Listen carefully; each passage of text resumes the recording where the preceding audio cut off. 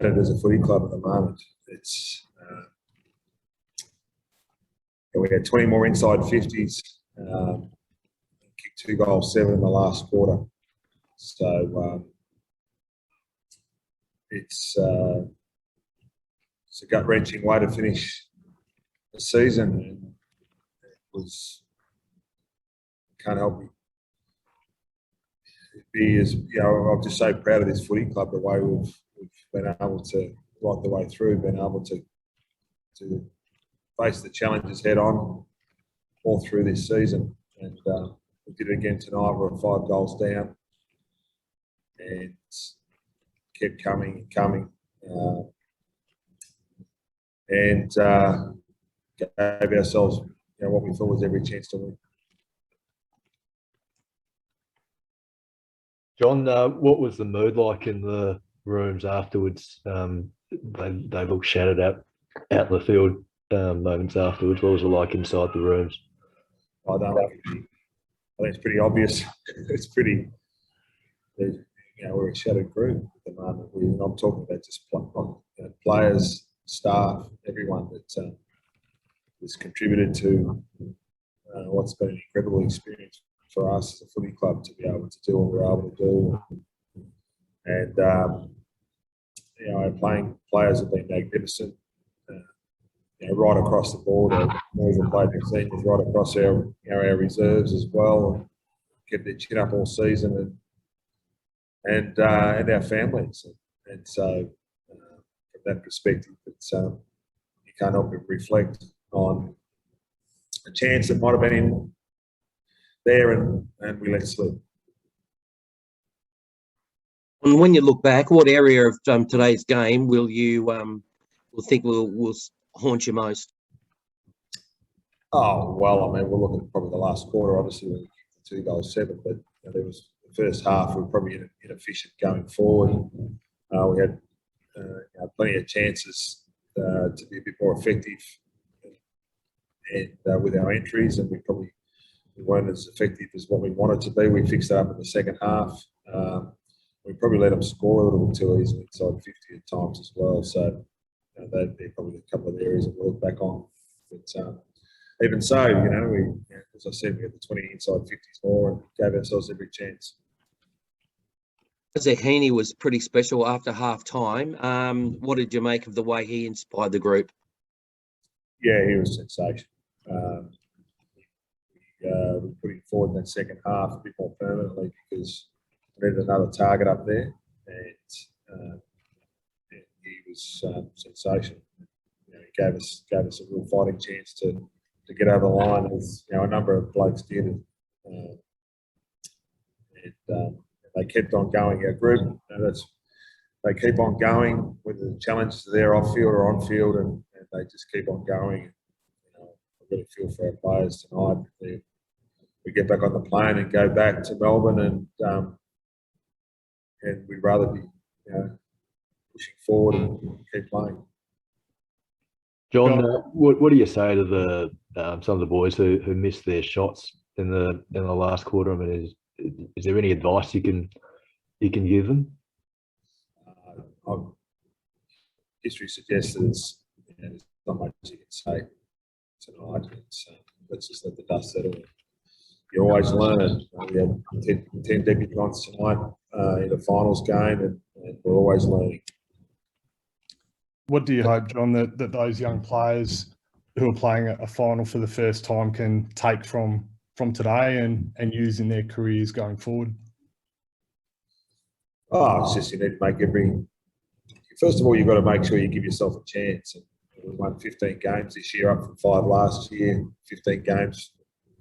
About recent times, it's a fair crack at getting in the top 4. We would have liked to have won another game to cement ourselves in that top 4, which always helps. But it's always about turning up. You need to turn up and give yourself a chance every year to play finals. And finals games are very hard to win, and premierships are even harder. So they're very difficult to win if you don't make the finals. And so we've got to keep turning up and giving ourselves a chance. And I feel for our supporters out there, in particular the ones that have won it hard in Sydney and Melbourne in lockdown, some for the 6th time, and Hopefully they've got some joy out of watching us this season. We're just disappointed we couldn't keep that continuing on for them because we feel so grateful that they've been able to stick with us. How do you think you're going to reflect on this season as a whole when the dust settles from today?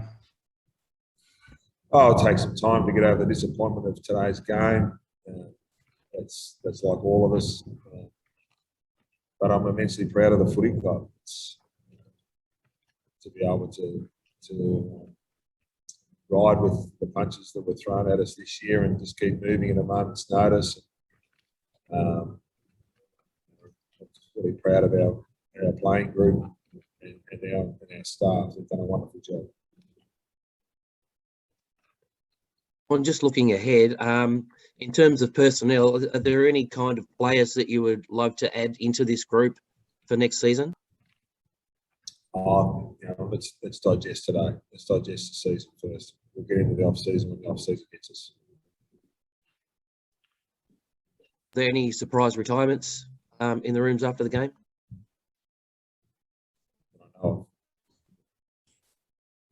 Okay. You mentioned riding with the punches, John. Just sort of in reflecting on what's happened the past couple of months, do you think does it need to stop? I mean, hopefully it's not an issue next season. Everyone's vaccinated, the borders are relatively open, but is this sort of stuff sustainable? Well, I think it's from an AFL club's perspective, it's probably it's a challenge. There's no question about that. But I wonder whether it's a bit broader than just an AFL football. Whether it's sustainable having our borders closed as much as what they are. I think it's clearly a community issue, and hopefully we get a national plan to come out of this. We've had some real challenges this year. There's no question about that. Separated from families. We've had a baby born 2 weeks ago.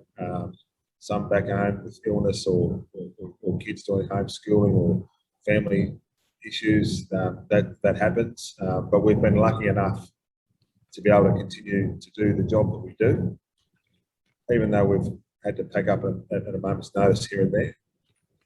But I can't help but feel for those in the community that when I walk past down the street and see the shops closed, and you think people with small businesses or people working in those businesses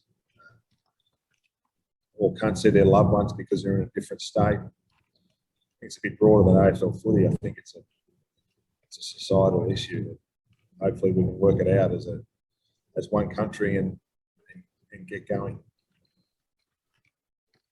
Well said, and appreciated. Something you probably don't care too much about at the moment, but in terms of the Giants, how dangerous a threat are they? Do you think they're capable of going all the way? I think any team that's in the last group of teams are capable. So what is any team on any given day is capable of beating anyone else. I'm sure the Giants they're playing good footy at the moment. They're capable as much as anyone else is. How did you see Lance's performance tonight? It seemed like in the first half, and that he was red hot in the first half. Yeah, he was. We just he's done a wonderful job for us. If you consider the fact that he went away for 10 weeks last year on the hub, didn't play a game. He was working really hard on getting his body right, away from his family, and he did so again over the summer, working hard and got himself in the position to be able to play as much footy as what he's done this year. It's a real credit to him and our staff that they were able to do that. And, he was rewarded for a pretty good season based upon the work that started a fair while ago and continued throughout that year. So,